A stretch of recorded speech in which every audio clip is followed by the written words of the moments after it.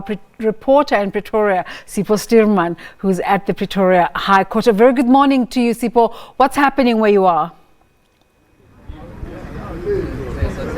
Well, a very good morning to you and our viewers at home. Indeed, the review application by Corruption Watch and our Right to Know is currently underway. It's a full bench, including the judge, President Mlambo. So it's a very serious matter, this application. But let's just get into the details of it by speaking to Corruption Watch. Ma'am, if you can just please introduce yourself quickly and just tell us your designation within Corruption Watch.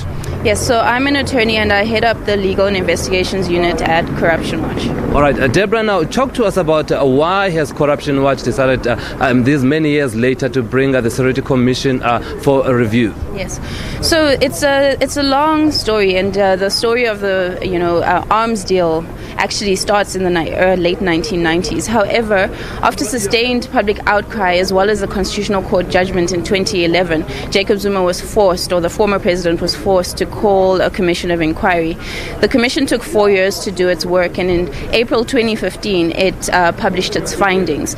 So soon thereafter, by October 2015, we had already launched a review application to ask the court to set the findings aside, because our view is that those findings cannot be sustained if you just look at the evidence that's out there in the public domain.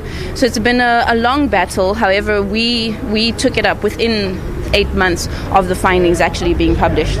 All right. I mean, looking at your statement here, you said the commission has misled the public and ignored evidence of corruption. Can you just talk to that point a bit? Yes, so the commission was called to investigate the allegations of impropriety and corruption involved in the arms deal. We feel that it didn't do that, and precisely because there was a lot of evidence in the public domain that wasn't necessarily accepted by the commission.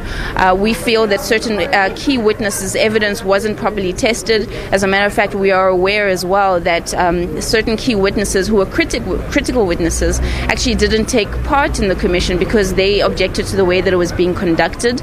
We also found during preparation for this court case, in reviewing the record of the findings, or the part of the record that we were given, that German and UK authorities offered to share information with the commission, and that offer was not taken up. So key pieces of information weren't really taken into account in coming to these findings. So our view is that this commission did not investigate, therefore those findings should be set aside. Are there any key individuals or perhaps implicated individuals that you feel strongly that perhaps should face their day in court? I think there are a lot of people, there are a lot of names that have been flying around, but this for us is not a fight about people or personalities. It really is a fight about principles, and the principle of legality and the rule of law, which are foundational principles of our constitutional democracy.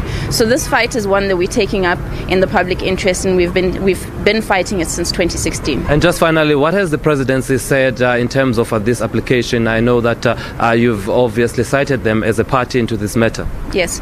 So during the prior administration, the presidency did oppose our application. However, with the entrance of the prior administration being under former President Jacob Zuma. Yes, and now Cyril Ramaphosa's administration has not actually opposed this application. They did give us a notice of intention to abide in April. So to the extent they are making submissions before the court today, it's really to assist the court in adjudicating the issues before it. Deborah, thank you very much. Well, there you have it. Deborah from Corruption Watch just giving us details regarding the review application of the Seriti Commission, saying that the presidency that is under the new administration, Cyril Ramaphosa, has said that they will abide by whatever outcomes of the court and that they are not opposing this application. Thank you very much there to Sipho Stuurman.